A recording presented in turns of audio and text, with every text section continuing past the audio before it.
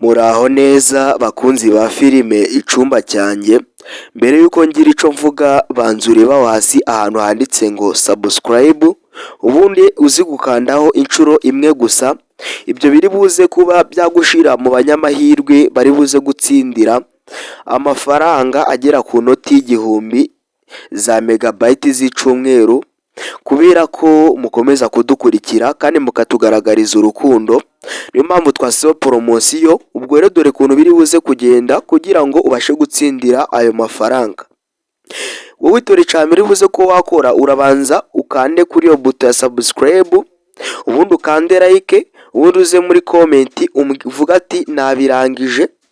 Nurangiza uhite wandikamo nimero zawe, ubundi urabona amafaranga yawe akugezeho nuramuka ubikoze.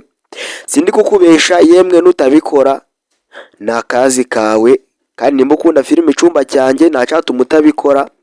Niba na poromosiyo, dore impamvu ibi bintu bibaye ni ukubera ko mukunda filime icumba cyanjye kandi mwatugaragarije ko muyikurikirana.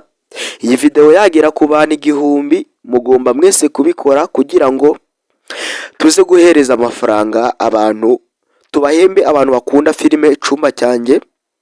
Kandi izo mega turaba tubaguriye ntago ari amafaranga yo kujya, ahubwo ni amafaranga yo kuguramo izindi megabyte, mugakomeza mugakurikira filime icumba cyanjye kandi ntimuzirebeshe ibindi bintu, ahubwo mujye muzimara murimo kureba filime icumba cyanjye, mwirebera ubutumwa babugiye butandukanye babuyirimo.